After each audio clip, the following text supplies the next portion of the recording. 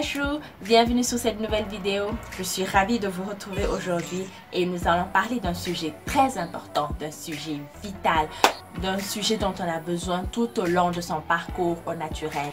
Et ce sujet, ce sont les 10 commandements d'une nappie et ça commence maintenant.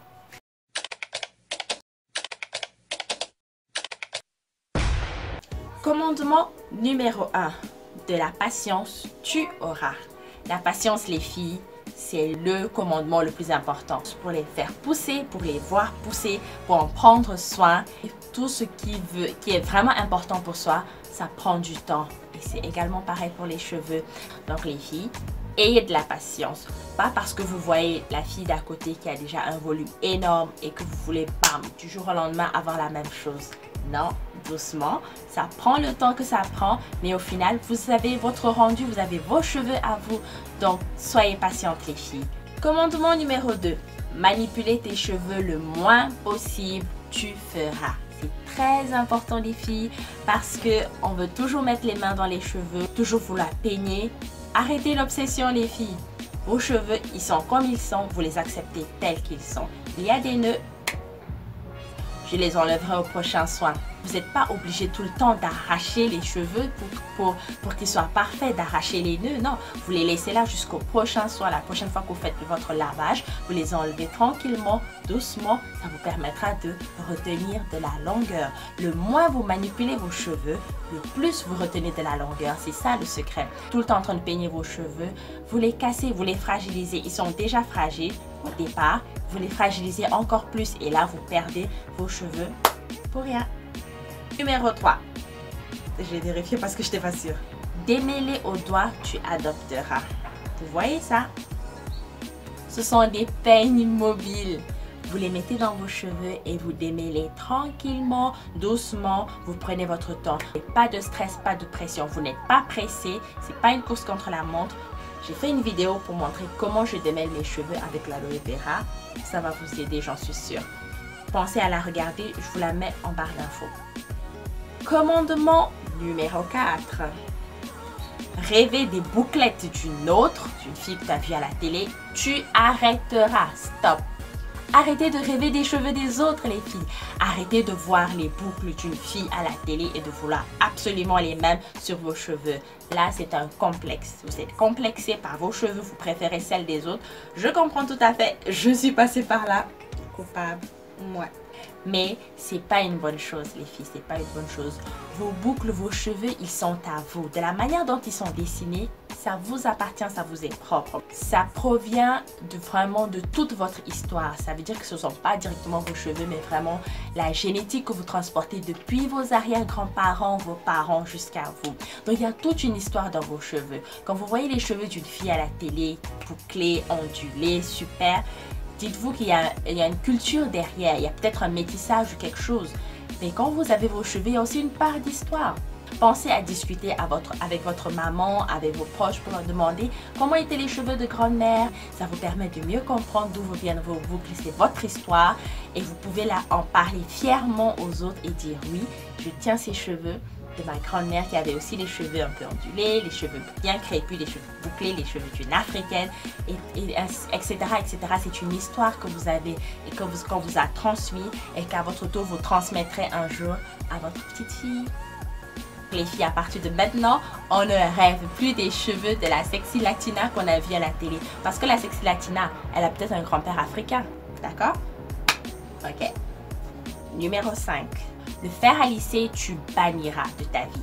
Tu prends ton fer à lisser, tu le fous à la poubelle. Littéralement. Le début des problèmes, c'est le fer à lisser. Et même certaines filles qui se battent et qui font repousser leurs cheveux, qui ont des cheveux crépus et qui se disent un jour, tiens, je vais me lisser les cheveux pour voir la longueur que j'ai maintenant. Tu te retrouves avec des dommages. Le fer à lisser, stop. Plus jamais.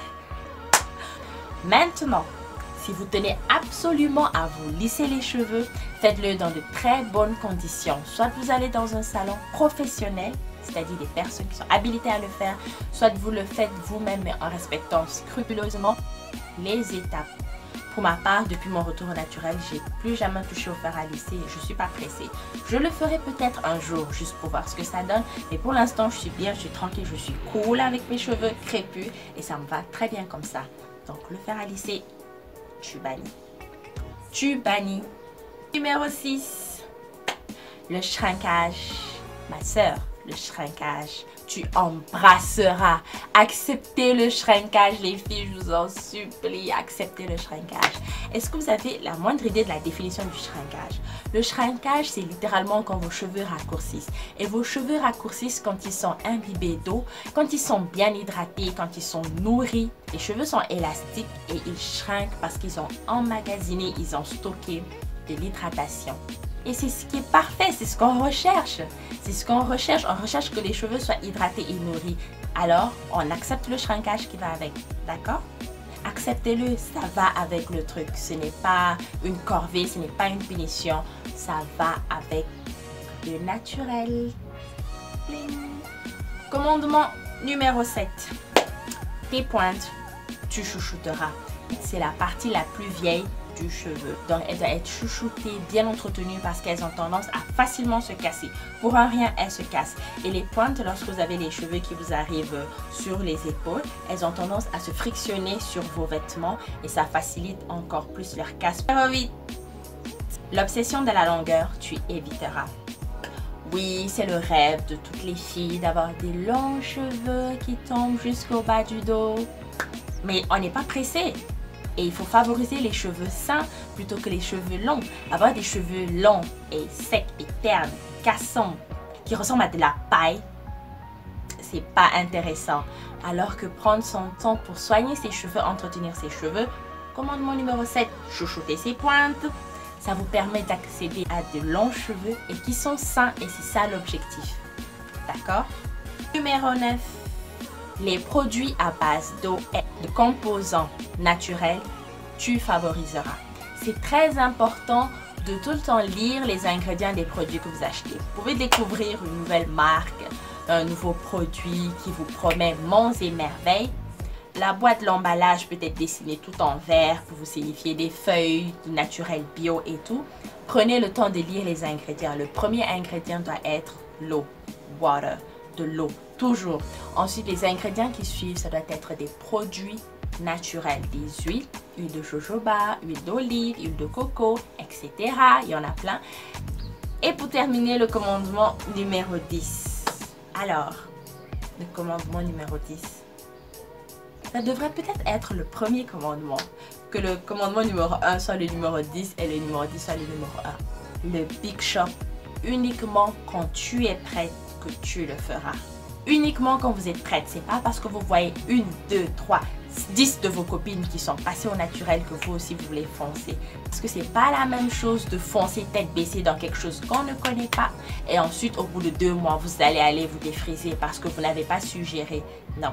Donc, ne soyez pas pressés pour le Big Shop. Vous pouvez faire une transition pendant 2 ans, 5 ans, c'est à vous de voir. Mais s'il vous plaît, faites le Big Shop uniquement quand vous êtes prête. Comme ça, vous êtes sûr de ne pas replonger et de ne pas vous redéfriser. Je connais beaucoup de personnes qui se sont lancées, qui ont fait le Big Shop, même pas 1 an, elles se sont défrisées parce qu'elles n'avaient pas les outils nécessaires pour se donner à fond dans l'aventure capillaire. C'est tout pour cette vidéo, j'espère qu'elle vous a plu. Si vous avez apprécié la vidéo, montrez-le en likant et partagez autour de vous. Dites-moi en commentaire quel est le commandement que vous appliquez le moins. Qu'on en parle tous ensemble, qu'on discute. Partagez avec vos copines. C'est très important de faire passer l'information, surtout avec les débutantes, les nouvelles, bien celles qui ont déjà commencé leur retour au naturel mais qui galèrent depuis un moment parce qu'elles ne savent pas ce qu'il faut faire et ce qu'il ne faut pas faire. Donc, partagez autour de vous.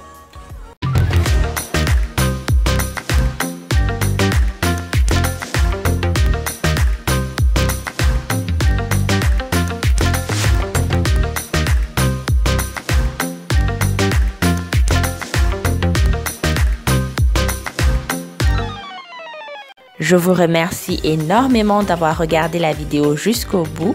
Je vous embrasse tous les Nikachou. À très bientôt pour une nouvelle vidéo. Peace!